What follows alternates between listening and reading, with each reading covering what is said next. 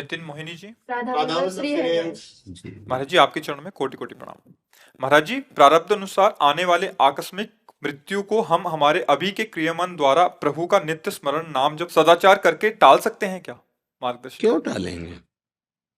10 दिन बाद जाना तो हम आज जा रहे हैं। जिसमें आपकी रुचि है प्यारे, आप 10 दिन पहले मिलना चाहते हो, 10 दिन बाद क्यों टालें? एक प्रताप राय जी नाम के महाभागवत हुए हैं, उनका चरित्र भी है, बहुत महापुरुष हुए। वो बचपन से ठाकुर जी की सेवा, उनके माता पिता भक्त थे तो तुलसी जी में जल चढ़ाना, ठाकुर जी की पूजा हो रही तो पास बैठालना, तो संस्कार बचपन से ही उनके भक्ति के। जब माता पिता पधार गए तो पूरे वैभव के और उनके यहाँ जो है वो पुराने जैसे जमींदार लोग होते थे कि आप अपनी जेवर रख जाओ, 10,000 20,000 ले जाओ, फिर आप जेवर दे जाना ब्याज सहित, और पैसा दे दो ले जाओ। ऐसा उनका चलता था, व्यापार रूप में खूब वैभव ऐश्वर्य सब था। पर वो सत्य पथिक थे भगवत मार्ग के, और कभी भगवान से कोई कामना नहीं करते थे। उनकी बहन का नाम था मालती, और वो अपने भाई की बात जानती थी कि रात दिन भजन करते हैं। उनका जो ब्याह हुआ बड़े सुख से जीवन चला, कुछ दिन के बाद बीमारी लग गई उनके पति में, खूब दवाई करवाई पर मरणासन स्थिति में थे। अब उसे एक ही उपाय लगा, अगर भैया कह देंगे भगवान से तो निश्चित हमारा सुहाग बच जाएगा, क्योंकि मुझे पता है बचपन से भजन कर रहा है, भजन में बड़ी ताकत होती है। उनके पास आए और कहा, भैया आज तक हमने कुछ मांगा नहीं आपसे, आज मांगना चाहती हूँ। तो उनका, कहो बहन क्या चाहिए? बोले आप भगवान से कह दो कि हमारे पति को अभी मृत्यु शैया पे ना ले जाएं, क्योंकि हमारी अभी नव यौवन अवस्था है। और ऐसा तो उनका, वैसे बहन हमने कभी भगवान से कुछ कहा नहीं है। तो उनका, मेरे लिए।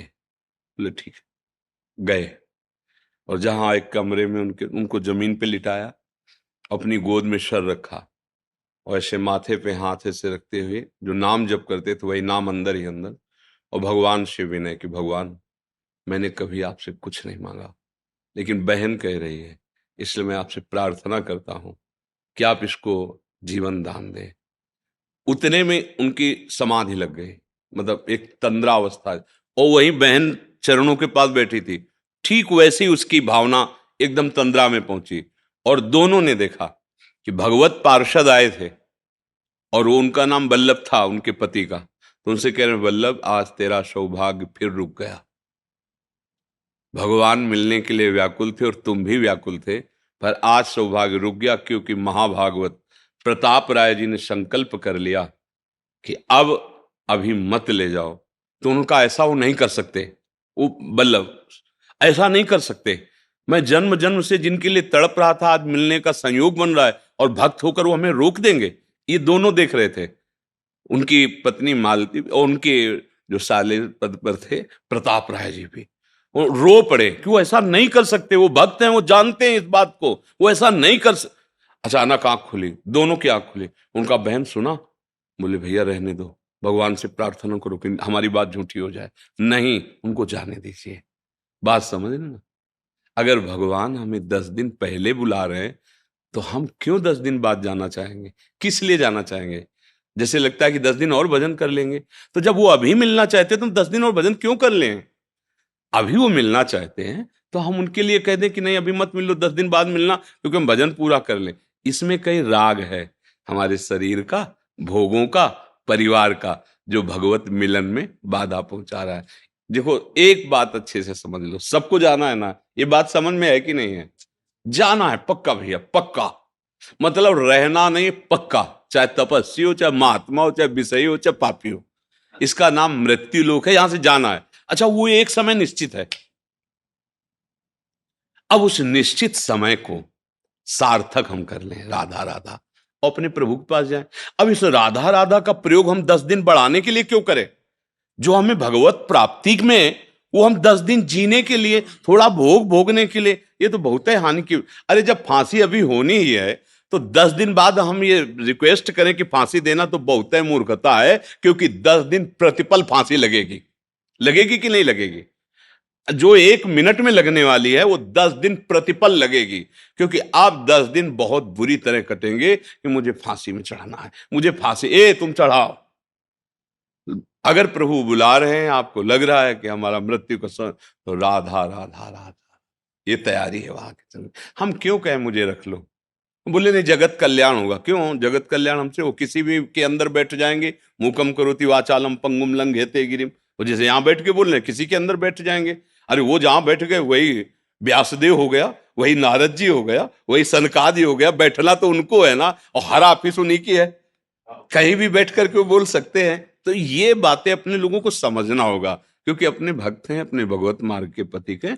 जैसा प्रभु चाहे, जितने दिन प्रभु चाहे, जोई जोई प्यारो करे, सोई मोई भावे। तो भजन का प्रयोग प्रभु की प्रसन्नता के लिए, अगर ये रहस्य समझ गए तो सब आनंद आ जाएगा। भजन का प्रयोग करके अपनी कामनाओं की पूर्ति के लिए, मानो ऐसा जैसे ब्रह्मास्त्र का प्रयोग मच्छर मारने के लिए, ये बिना मांगे दुख सुख आता रहता है। जैसे तुम दुख नहीं मांगते हो, कोई मांगता है पर आ गया, ऐसे तुम सुख भी ना चाहो वो आ जाएगा। ये क्रम है तुम्हारे कर्मों का। अब तुम चाहो भगवान को, दुख सुख से ऊपर उठो और अखंड आनंद, अखंड प्रसन्नता, यही तो मांग है यार, कभी दुख ना मिले। वो स्थान भगवान के चरणारविंद है। वहां तक पहुंचने के लिए शरणागति और नाम जप, इसी से हो जाता है। तो आप समझ रहे ना, हम क्यों मांगे कि मुझे 10 दिन जिलाओ? आखिर का मरना ही है ना, तो 10 दिन बाद क्यों, अभी ले, चलो अभी बुलाओ हमें। पर वो राग होता है ला, पत्नी पुत्र परिवार, ये तो लगता है भगवान हमारा सारा भजन ले, महीना भर और जी जाए। अरे 60-70 वर्ष जी लिए, कुछ नहीं कर पाए, महीना भर में क्या कर पाओगे? है नहीं हमारी हालत जो है। एक संत भगवत मार्ग के पथिक बड़े सिद्ध थे, तो एक गरीब आदमी बहुत सेवा कर रहा था, तो उसके मन में धन की कामना थी कि अगर संत कृपा कर दें तो कल्पतरु संत होते हैं, सब कुछ पूर्ण हो।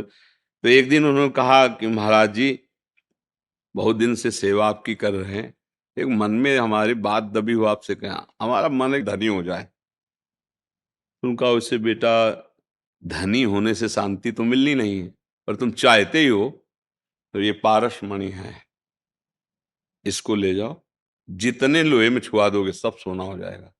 जितना 7 दिन के लिए देते, सोमवार से रविवार तक, रविवार की रात्रि को हम शाम के आएंगे, मणि ले जाए। और 7 दिन तो बहुत होते हैं। अब उसने बुद्धि लगाई, अपनी प्रॉपर्टी बेची, संपत्ति बेची, और जितना लोहे का कबाड़ वो सब खरीद। अब बेचने में खरीदने में काफी समय लगा।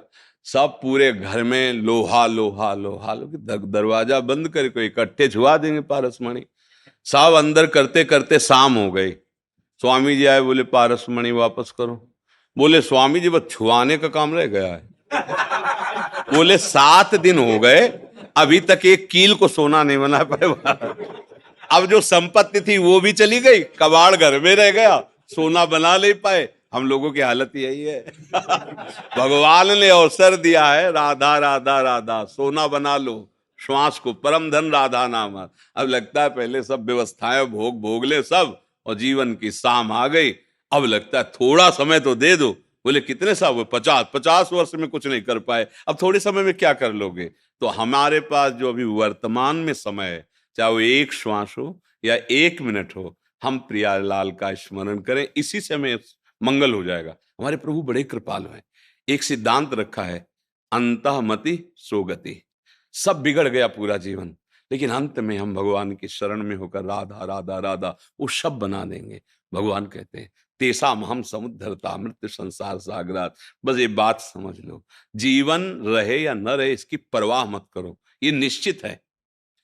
मान लो आपको 10 साल जीना है, तो काल की भी ताकत नहीं कि आपको मार सके, पक्का समझ लेना।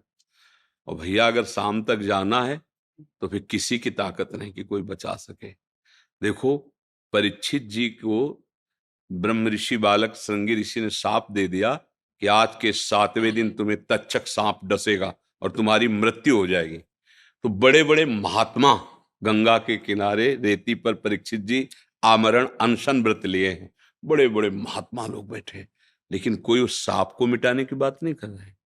7 दिन में इनका कल्याण कैसे हो, ये बात हो रही। और उनका प्रश्न भी यही है कि जिसने आमरण अनशन व्रत ले लिया है, जो म्रियमाण है, मरने वाला है, उसका परम कल्याण कैसे हो? देखा भगवान सुखदेव जी पधारे, दिगंबर भेष, ब्रह्मबोध से पूर्ण, कृष्ण प्रेम अनुराग और श्याम शरीर कमल ने, सब महात्मा खड़े हो गए।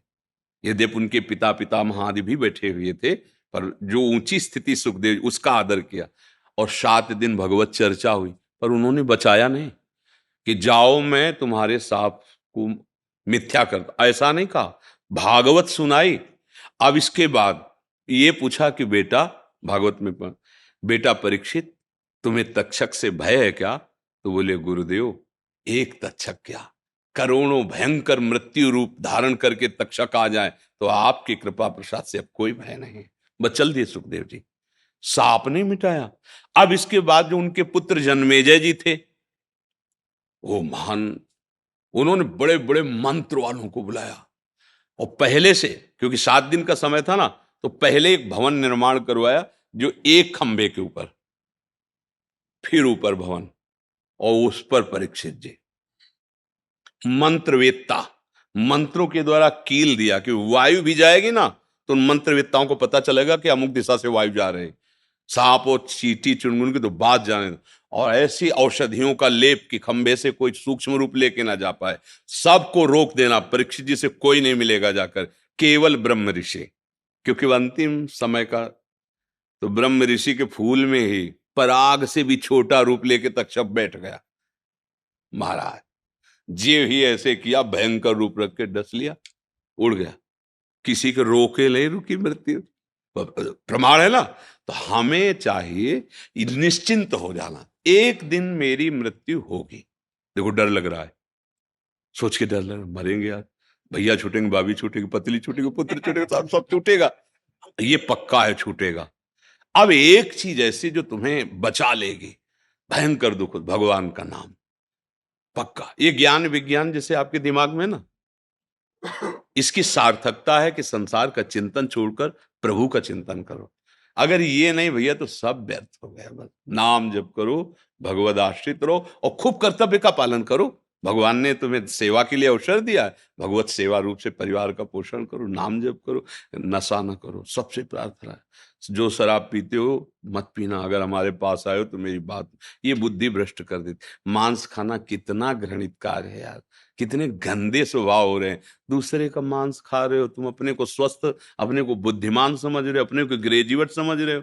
बहुत बड़ी दुर्दशा होगी, ये अभी समझ में नहीं आ रहा है, बहुत बड़ी दुर्दशा होगी, बहुत मतलब वो तो दृश्य सब देखे जाते हैं ना, पूरे ट्रक में बैठे आनंद से मस्त जा रहे, आग लग गई, गेट खुला नहीं, अंदर ही जल गए। क्यों? क्योंकि जला जला के जो खाया है ना, अब देख जलना कैसे लगता है, जिंदा जल। कार में आग लग गई, बोले कूदने का प्रयास किया, गेटे नहीं खुला, जल गए। ये सब क्या है? हमारे कर्मों का फल। सबसे प्रार्थना है, मांस मत खाइएगा, शराब मत पिएगा, पराई जो माता बहन है उनकी तरफ गंदी भावना मत कीजिएगा। ये धर्म है, आप पशु नहीं हैं, आप राक्षस नहीं हैं, आप जीवन मुक्त होने के लिए मानव देह प्राप्त किए। गंदे आचरण करेंगे तो मुक्त कहाँ होंगे, और बंध जाएंगे। इसलिए सही ढंग से चलो, नाम जप करो। विनोद कुमार शर्मा जी, राधे राधे महाराज जी, आपके चरणों में कोटि कोटि प्रणाम। महाराज जी, मैं आपको जुलाई 2022 से लगातार 3 घंटे सुनता हूँ। आपके द्वारा गीता जी, रामायण जी, महाभारत पर दिया गया सत्संग बेजोड़ विलक्षण है एवं रस से ओतप्रोत है। आपसे अपनापन एवं बेहद लगाव हो गया है। ये दास प्रणिपातेन होकर एवं एक संशय के निवारण के लिए विनती करता है। महाराज जी, आपने गीता प्रवचन की श्रृंखला में 6ठे अध्याय के 30वें श्लोक में यो माम पश्यति सर्वत्र की सुंदर व्याख्या की है, तथा 27 मार्च 2023 के प्रवचन के 9वें अध्याय के 5वें श्लोक में भगवान ने कहा है कि ना मैं भूतों में हूं और ना भूत मुझ में है। भगवान ने और आपने उचित ही कहा है, लेकिन हम मंद बुद्धि वालों को ये लगता है कि एक जगह भगवान कह रहे हैं कि सब में मुझको देखो और सबको मुझ में देखो। भगवान की वाणी उसमें रहस्यमयी है। जब आप प्रकृति का सृजन क्रम देखें तो ब्रह्म मूल प्रकृति, उससे त्रिगुणात्मिका प्रकृति, फिर महत्तत्व, फिर अहंकार। अहंकार 3 गुणों में, 3 गुणों से सारी सृष्टि, जो पंचभूत आदि है। कौन है ये सब? क्रम से देखो, ब्रह्म ही तो परिवर्तित होते हुए अपने को रूपांतरण करते हुए आ रहा है ना। तो पंचभूत क्या हुए? भगवान ही तो बने। सृष्टि को बनाने वाले भगवान और सृष्टि रूप में बनने वाले भगवान। वो मुझ में नहीं, मैं उनमें नहीं हूं का भाव कि मैं ही हूं। अगर पंचभूत हों तो वो प्रभु में नहीं है, प्रभु उनमें नहीं, पर पंचभूत प्रभु ही बने हुए हैं। जैसे कह दिया जाए ऐसा कि पानी में बर्फ नहीं है, बर्फ में पानी नहीं है। अब बर्फ आप लीजिए, पानी डालिए तो उसमें जगह दिखाई देगा क्या? वो एक अलग रूप दिखाई, पर है क्या उसमें? पानी ही तो है ना। पहले से विद्यमान है भगवान पंचभूतों के रूप में, इसलिए उनमें प्रवेश नहीं और वो भगवान में प्रवेश नहीं। समझ में आ गया ना इस पर? क्योंकि पहले से विद्यमान है, वही वो वही रूप लिए हुए हैं। कोई दूसरा हो तो उसमें प्रवेश करे, कोई दूसरा हो तो वो भगवान में प्रवेश करे। वो वही विद्यमान है, उसी रूप में विद्यमान है। सर्वम खलमिदम ब्रह्म। गीता में जैसे कहा मत्ता परतरम नान्यत् किंचिदस्ति धनंजय। बात उसमें यही कह रहे हैं। अब इसको दूसरे सरल भाव में लेते हैं, व्यवहारिक भाव में, कि जो देहाभिमान से युक्त है वो मेरे में युक्त नहीं है। मैं उसमें नहीं हूं, वो मेरे में नहीं। जैसे भगवान ने सिद्धांत में प्रथम में कहा कि वैसे सत्य बात तो है कि कभी कोई मरता नहीं है, पर यदि तुम शरीर को लेकर जन्मना और मरना मानते हो तो जो जन्मना है वो निश्चित मरना है, जो जन्मता है और निश्चित मरता है। समझ रहे हो ना? पहले क्या कहा कि वास्तविक न मृते न जायते कदाचित, ना किसी का जन्म होता है ना कोई मरता है, पक्के सिद्धांत। पर यदि तुम मानते हो कि जन्म होता है शरीर भाव को लेकर, तो फिर मरना भी निश्चित ही होता है। समझ में आ गया ना? अगर आप मानते हो कि ये पंचभूत विकार है तो ये विकार मेरे में नहीं है और मैं उन विकारों में नहीं हूं।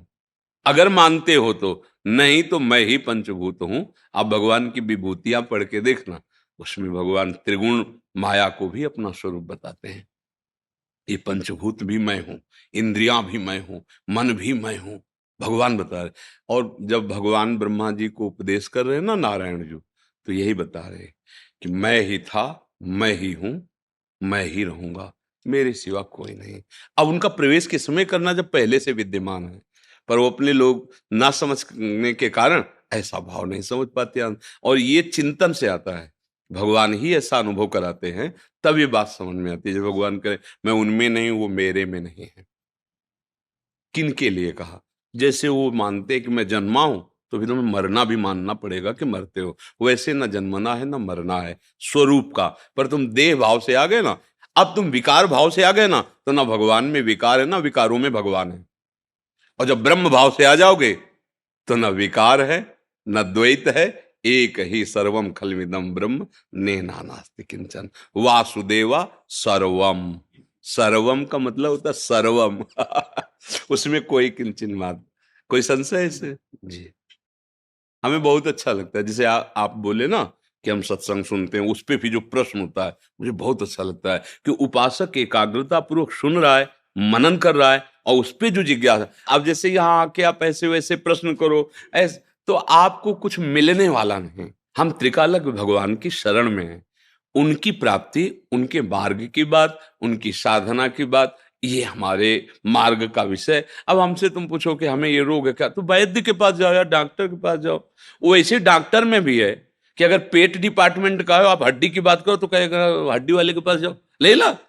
वो उसमें भी कह देते भैया ये भवरोग का अस्पताल है, ये हड्डी और मांस और पेशी इसका नहीं है, ये भवरोग निवारण का अस्पताल है। यहाँ जो औषधि मिलती है वो भवरोग निवारण की मिलती है। तो हमें बहुत अच्छा लगता है जब कोई भागवतिक प्रश्न करता है, तो हमें लगता है हमारा सार्थक है बोलना और उसका सार्थक है प्रश्न करना। अब जैसे व्यर्थ के प्रश्न उत्तर होते हैं ना, तो हम कोई भगवान नहीं है, पर हम भगवान के हैं। हम सिद्ध, हम सिद्धों के हैं। जीवन की सार्थकता ये हम जरूर विश्वास दिलाते हैं कि यहाँ से जो निकलता है वो हमारे गुरु जी का, हमारे प्रभु जी का ही है। हमारी कोई सामर्थ्य नहीं है, वही। अब जैसे किसी साधक को एकदम दिमाग में, मन में एकदम, और उसकी बात जान करके हम डांट रहे हैं, वो समझ रहा महाराज जी सर्वज्ञ। नहीं, बिल्कुल नहीं। हमको केवल उतनी बात दिखाई जा रही जितने में तुम्हें संभालना है। हाँ, अब इस बात को समझना। अब जैसे कोई हमसे ऐसे कहे कि बड़े सिद्ध हो तो बताओ क्या है, हम बिल्कुल नहीं बता पाएंगे। और आप अपने भाव को समर्पित करो कि आप हमारे ब्रह्म हो, आप हमारे गुरुदेव हो, फिर सोचोगे भी तो हम तुम्हें डांट देंगे, गलत। गलत चिंतन छोड़ दो। नहीं महाराज जी कोई गलती नहीं, हम कह रहे हैं होश में हो जाओ, छोड़ दो, नहीं तो फिर भुगतना पड़ेगा तुम्हें।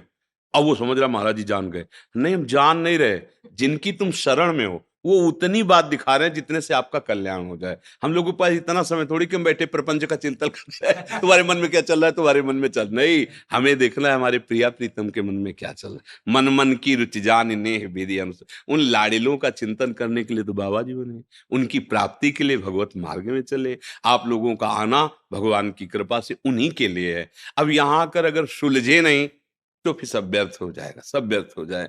कुछ नहीं, किसी के छूने से तुम ठीक नहीं हो सकते, किसी के फूंकने से ठीक नहीं हो सकते, किसी जादू टोना से तुम्हारा काम नहीं बन सकता।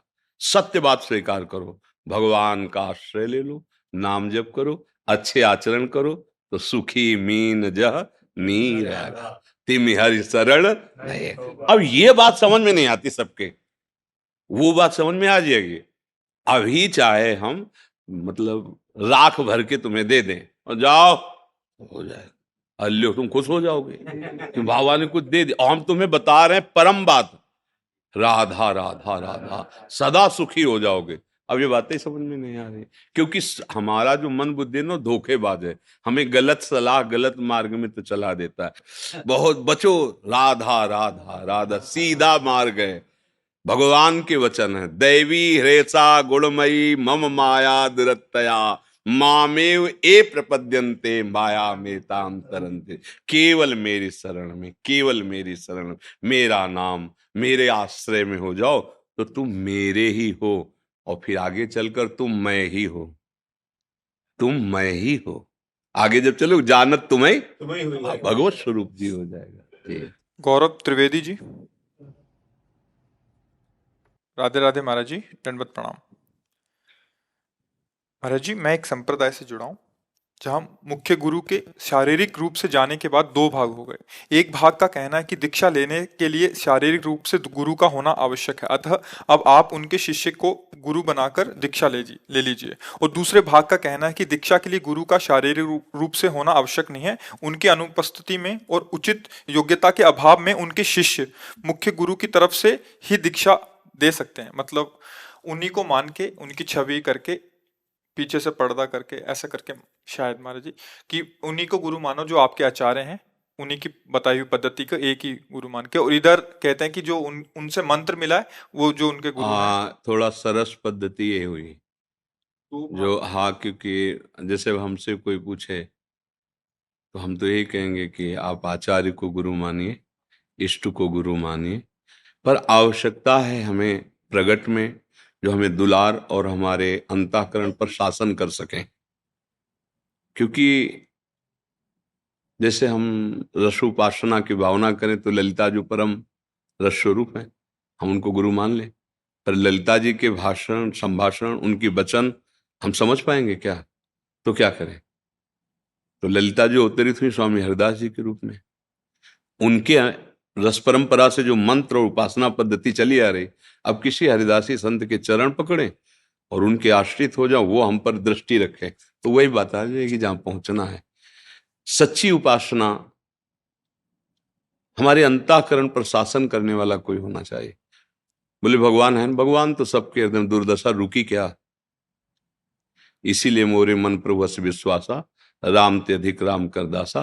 पर जिस दिन से गुरुदेव ने बांह पकड़ी हमारे अहंकार को रौंद दिया, हमारी वासनाओं को रौंद दिया।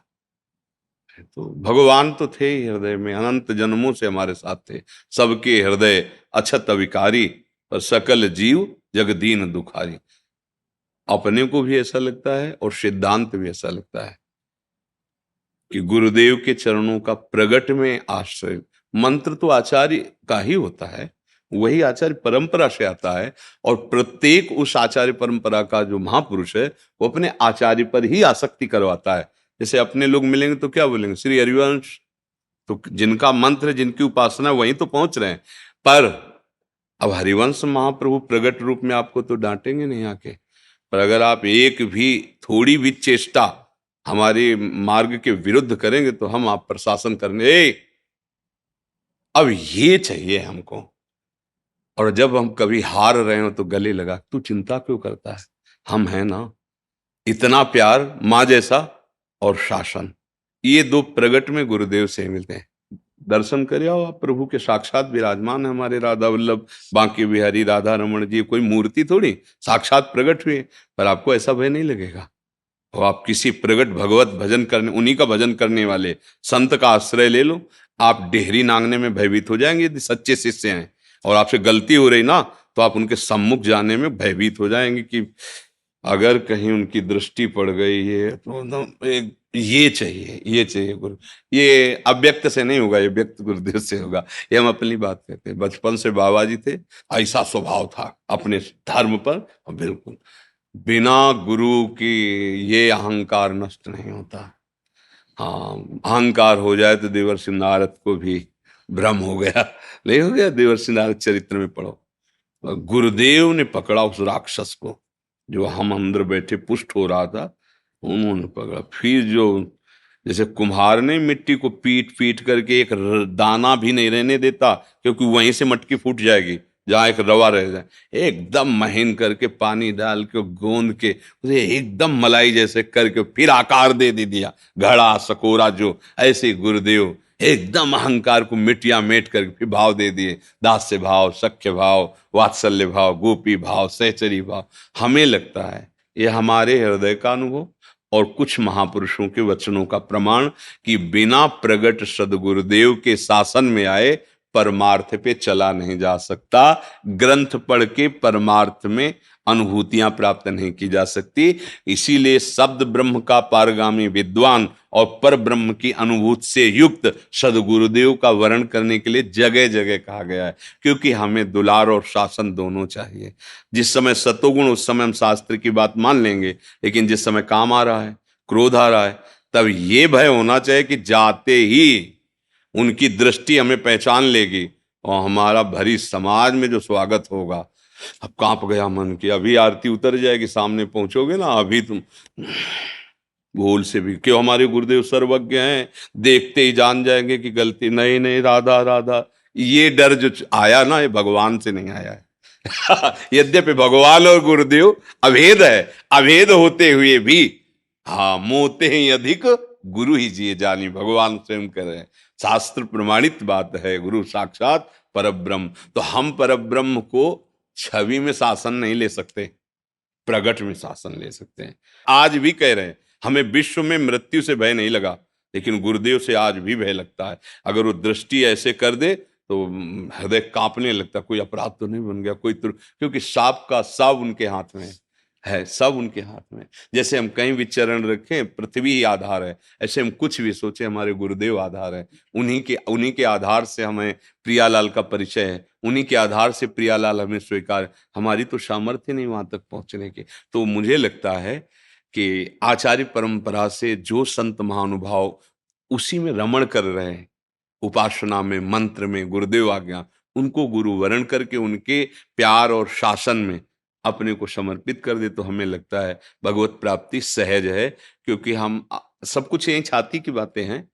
ये मन बहुत बदमाश है, 10 मिनट तो एकदम समाधि में बैठाल देगा और 11वें मिनट में प्रपंच में खड़ा कर देगा। आप कौन संभाले? समाधि में तो बड़ा आनंद आ रहा है, किसी की जरूरत नहीं, लेकिन जब वो विषयों में जा रहा है, प्रपंच में फंसा रहा, मेरे बस की बात रह नहीं गई, तब वो गुरु कृपा ही केवलम, मोक्ष मूलम गुरु कृपा। अब यह हार गया प्रभु। उनकी जहां दृष्टि पड़ी तो हमें लगता है हमारे ऊपर पड़ रही, नहीं उन दुश्मनों पर जिन्होंने हमें भगवत विमुख किया है। भाग जाते हैं काम क्रोध लोभ। वो ऐसे भी कहते हैं गुरु मेहरबान तो चेला पहलवान। पहलवान को होता अंदर के विकारों को परास्त कर देता है, अंदर के विकारों को परास्त कर। इसलिए भैया हमारी जो हृदय की बात है वो है कि ज्ञान विज्ञान कुछ काम नहीं करेगा, गुरुदेव की दृष्टि काम करेगी। हमने तो यहाँ की बात कह रहे जी, रघुगण को जो उपदेश किया भरत, जड़ भरत जी ने, तो एक कैसे बोध प्राप्त होता है? तो जड़ भरत जी कह रहे हैं रघुगणित तत्तपसा न याति न चेद्या न निरूपणाद गृहाद्वा न छंदसा नैव जलाग्नि सूर्यो बिना महात्पाद रजोभिषेकम।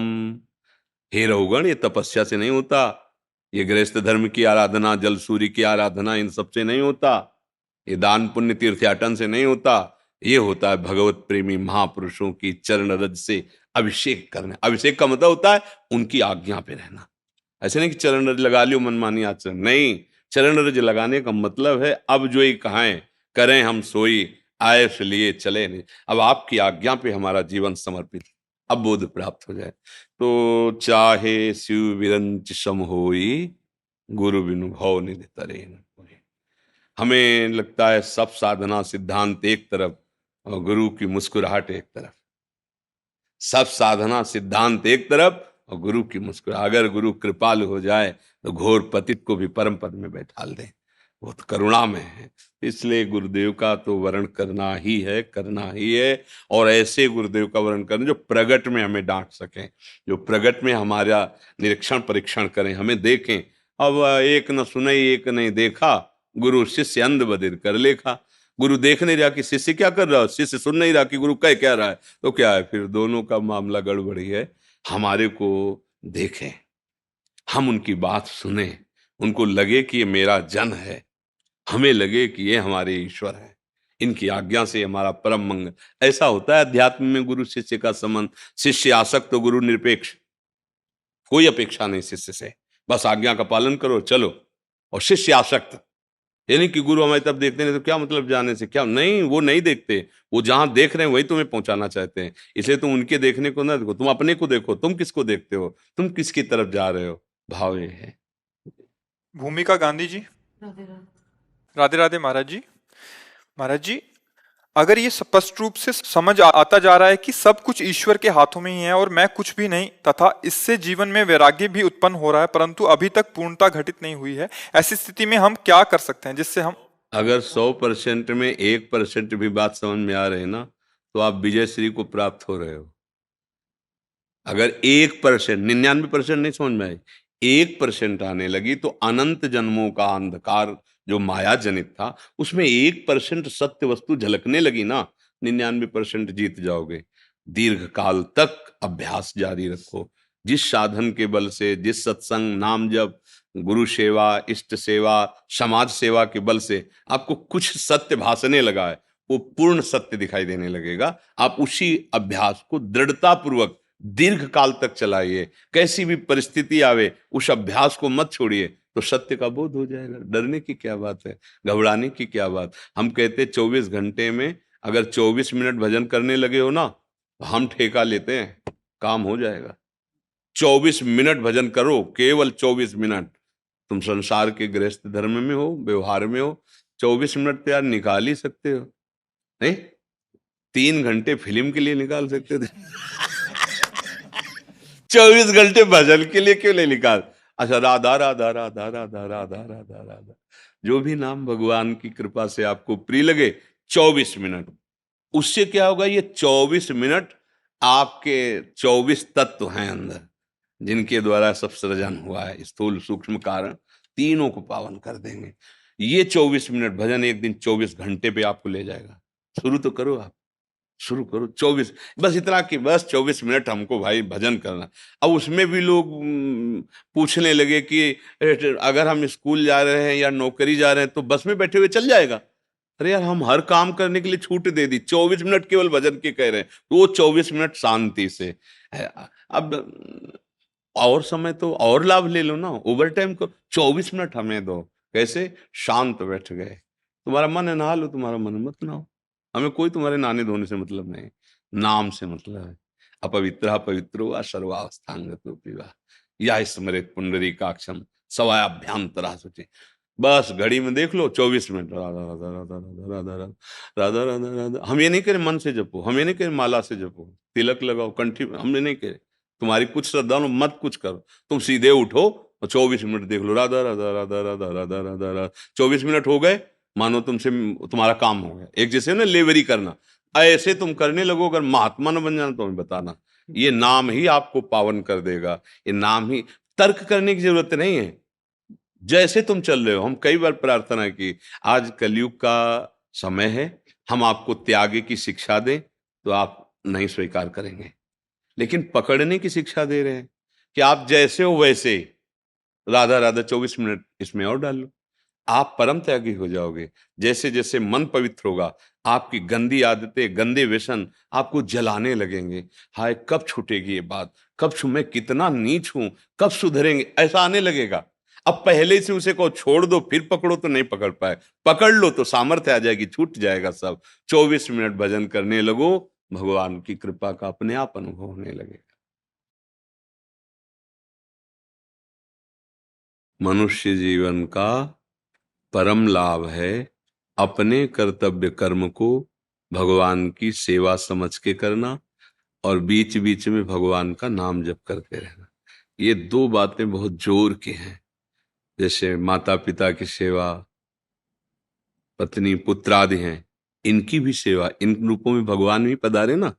सब रूपों में, जैसे चाहे लाइट जले या पंखा चले, बिजली तो एक ही है ना, ऐसे सब में बिजली एक है भगवान की। और हम कोई नशा अपने जीवन में न डालें, कोई ऐसी गंदी वृत्ति न डालें जो हमारी बुद्धि को दूषित कर दे, और भगवान का नाम स्मरण करें। और जिस पद में है, जो सेवा है, वो भगवान की ही सेवा है। देखो, ये भगवान की सृष्टि है। आपको जो सेवा मिली है, अगर वो सेवा आपकी ना हो तो समाज में अराजकता फैल जाए ना, दुष्ट लोगों का बोलबाला होने लगे ना, तो हुई ना भगवान की सेवा। भयवश, कानूनवश अधर्मियों की वृत्ति, अधर्म का जो उद्दंड स्वरूप है वो प्रकाशित नहीं कर पा रहे, अंदर है पर भयवश नहीं, तो ठीक से चल रहा है। ये भगवान की हमारी सेवा है। पर बीच बीच में हम भगवान का स्मरण करते हुए अगर हम अपना जीवन व्यतीत करें, तो ऐसे संसार के कार्यों को करते हुए भी हम भगवान की कृपा को प्राप्त कर सकते हैं। जैसे अर्जुन जी कह रहे हैं हम एकांत में भजन करेंगे सन्यास लेके, भगवान कह रहे हैं नहीं, मेरा नाम जप करो, मार इनको। तो ऐसे जो पद आपको मिला है, अगर एक छोटा पद है, 1000 आदमियों को संभालना है, तो ईमानदारी से सत्य को सामने करके यदि हम 1000 आदमियों को संभाल ले गए, तो इसका परिणाम होगा भगवान हम पर प्रसन्न हो जाएंगे। वो हमें देख रहे हैं, वो हमारे साथ हैं, वही हमारी जीवनी शक्ति है। तो चाहे गृहस्थ में हो, चाहे विरक्त में हो, जैसी भी मार्ग में हो, एक ही बात है, सेवा करनी पड़ेगी। देखो सेवा हो रही है ना, बोलना है, बात करना है, मिल सेवा करनी पड़े। क्यों? इस जगत का अन्न खाया है, इस जगत में तुम्हारे शरीर का पोषण हुआ है, तो ऐसे ही आपको सेवा मिली, ऐसे हमें सेवा। दोनों भगवान के बंदे हैं। एक सृष्टि में राग पूर्वक सेवा और एक वैराग्य पूर्वक सेवा, पर सेवा उन्हीं की हो रही और नाम जप उन्हीं को, तो उन्हीं की प्राप्ति होगी। जो एक महात्मा को प्राप्ति होती है ना, वही एक गृहस्थ को होती है। पर ऐसा कठिन होता है, हमें आम हो जाता है कि हम अमुक पद में हैं और हम उसे भगवत सेवा ना मान करके, हाँ, तो फिर वो बात बिगड़ जाती है। अगर हम भगवत सेवा माने तो जो आप कार्य कर रहे हो, देखो अम्बरीश जी चक्रवर्ती सम्राट थे, पर भगवान इतने प्रसन्न थे कि उनकी रक्षा में सुदर्शन चक्र लगा दिया था। और एक त्यागी महात्मा दुर्वासा जी थे, वलकल की लंगोटी, पर चूक हो गई अहंकार तपस्या का, तो भागना पड़ा पूरे त्रिभुवन में, दौड़ा दौड़ा के सुदर्शन चक्र ले। इसलिए भगवद आश्रित रहो, अहम छू न जाए, नाम जप करो, सबकी सेवा करो, भगवान की प्रसन्नता के हे हृदय।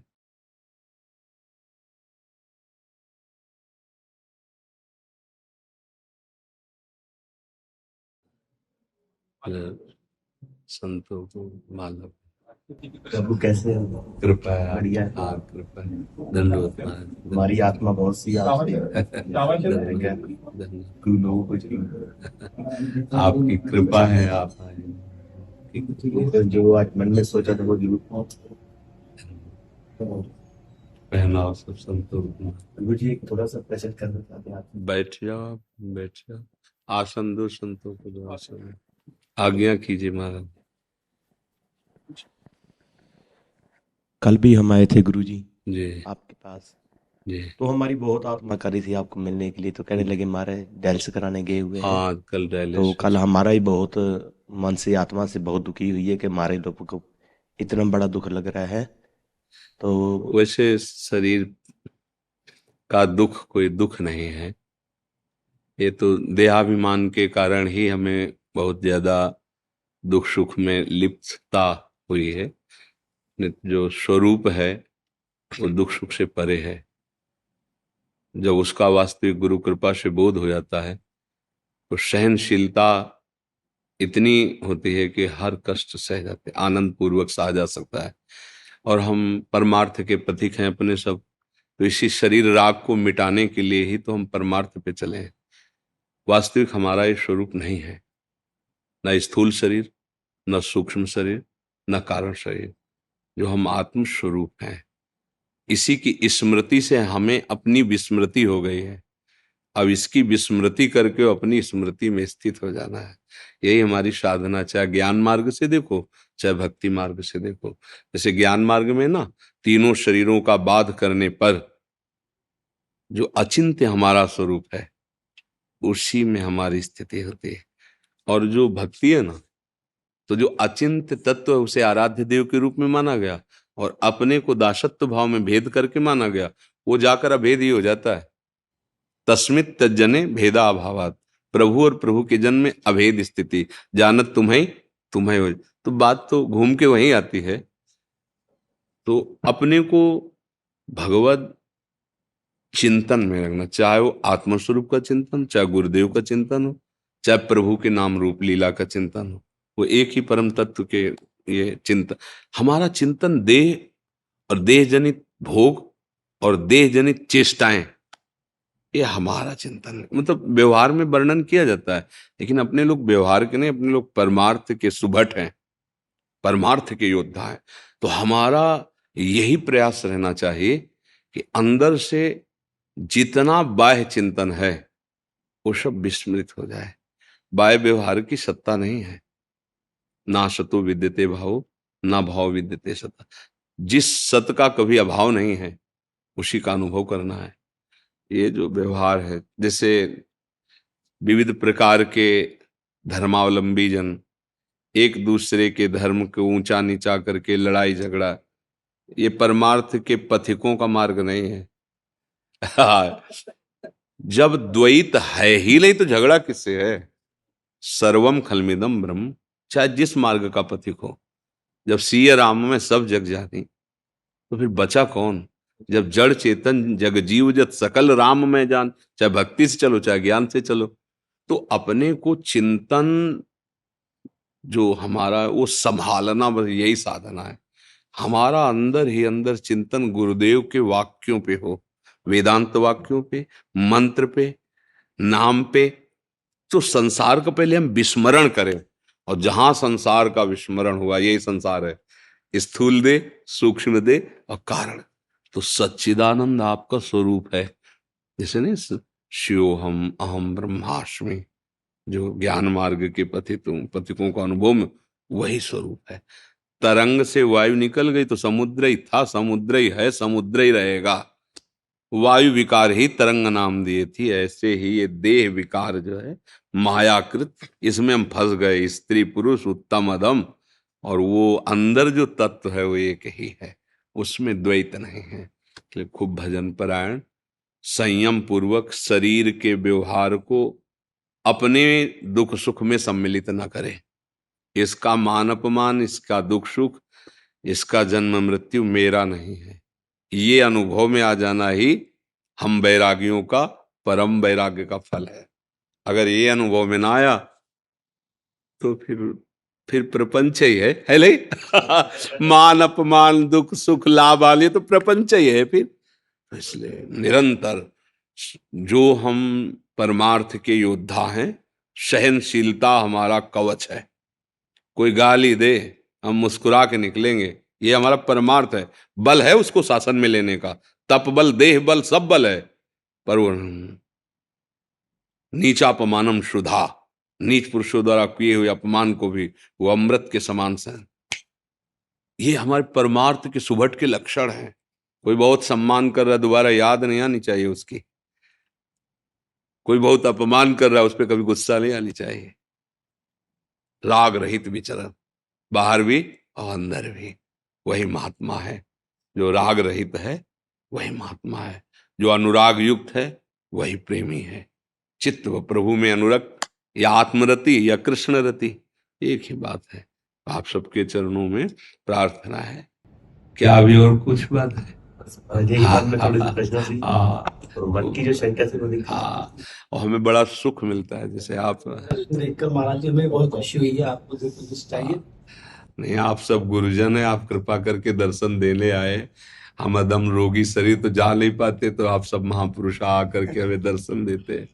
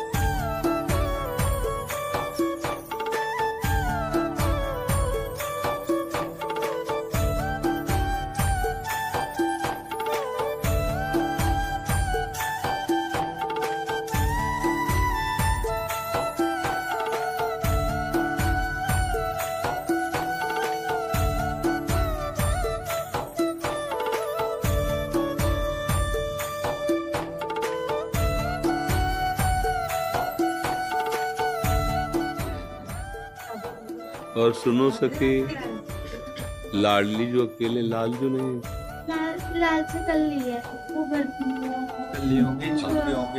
लालजू महाराज जी घर हाँ, पे हैं, इनको पर- आज यहाँ से लेके जा रहे हैं। हाँ अच्छा, हाँ जी, वो अकेले थे तो हाँ नहीं, रात राधा संग बिना नहीं श्याम, श्याम बिना नहीं रात, क्योंकि युगल सरकार है ना साथ में। बहुत सुंदर आपकी लाडली जी, बहुत आपके रात में आगे बहुत सुंदर।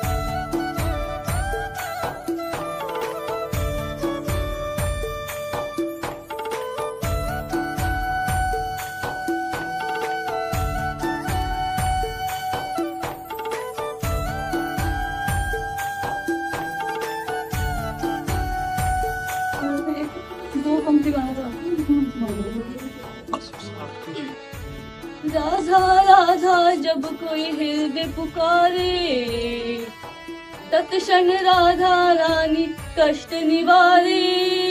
राधा ही श्यामा राधा हमारी कृष्णा,